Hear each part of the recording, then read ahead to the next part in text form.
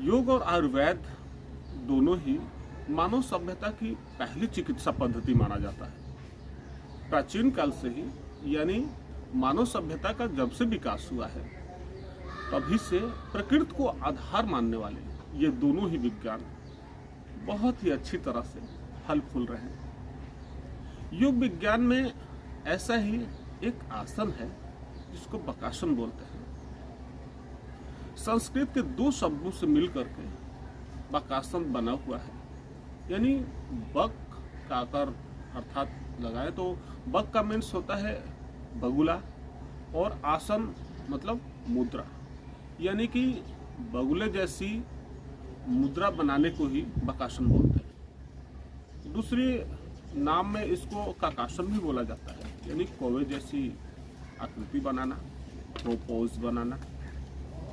इसको बकासन देखिए, आप शुरू में जैसे आप बकासन करना आप शुरू करेंगे तो थोड़ी सी आपको दिक्कत होगी, थोड़ी सी परेशानी होगी, लेकिन जैसे ही आप निरंतर प्रयास करते रहेंगे, निरंतर आप अभ्यास करते रहेंगे तो आप बहुत ही अच्छी तरह से बकासन का पोज आप बना सकते हैं। बकासन करने से आपके हड्डियों में मजबूती आती है, फेफड़ों को ताकत मिलता है और हाथ आपके बलिष्ठ बनते हैं और भुजाओं में ताकत आती है। और बच्चे लोगों से बकासन करवाने से उनका जो माइंड कॉन्सेंट्रेट करने की और उनके अंदर जो कैचिंग पावर की जो पावर जो होता है वो काफ़ी उसमें इजाफा होता है। तो आइए जानते हैं कि बकासन कैसे किया जाता है और उसकी सावधानियां क्या क्या है और उसके तरीके क्या हैं। बहुत सारे लोगों के मन में ये होता है, देखिए कुछ एडवांस और इंटरमीडिएट कुछ आसन है, जिन आसनों को बेसिक लेवल पर आप जैसे नहीं करेंगे तो आप एडवांस और इंटरमीडिएट जो आसन है उसको आप नहीं कर सकते हैं।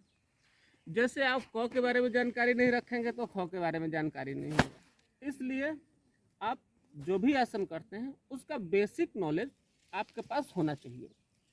अब जैसे इन्हीं आसनों में प्रमुख आसन जो है वो आपका बकासन होता है।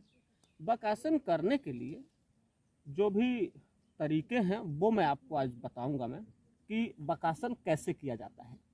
देखिए, बकासन करने के लिए आप अपने दोनों हाथों को ज़मीन पे इस प्रकार से लगा लें। अपनी हथेलियों को लगाने के बाद आपका जो ये ट्राइसेप्स वाला जो मसल्स है वो मसल्स आप अपने जंघाओं के पास में यहाँ लगा लीजिए, ताकि दोनों पैरों को जब हम उठाएंगे तो इसका और इसका दोनों का जो बैलेंस यानी संतुलन जो बनेगा, उसकी वजह से आप अपने दोनों हाथों पर बॉडी के पीछे वाले हिस्से को धीरे धीरे बैलेंस करके आप ऊपर उठा सकेंगे।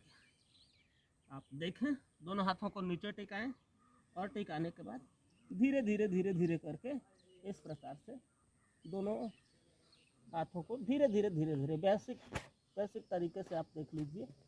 आप इसको इस प्रकार से आप उठा करके रख सकते हैं। इसको बकासन बोलते हैं। आपके हाथों की जो हड्डियां हैं और जो माइंड को जो कंसंट्रेट करने की जो विधि है वो इसमें सबसे ज़्यादा और सबसे अच्छा माइंड इम्प्रूव होता है। और ये आसन जो है बच्चों से ज़रूर करवाएं। अपने तो आप करें ही, बच्चों से करवाने से क्या होता है कि उनकी जो कैचिंग पावर है और माइंड को जो कंसंट्रेट करने की जो क्षमता है वो बढ़ता है। आप दूसरे तरह से भी इसको कर सकते हैं, थोड़ा सा एडवांस टाइप का। आप अपने दोनों घुटने को यहाँ केहूनी के पास में लगा लें और लगाने के बाद धीरे धीरे धीरे धीरे अपनी बॉडी को, पीछे वाले हिस्से को यानी पैरों को धीरे धीरे करके ऊपर आप उठाते रहिए इस प्रकार से।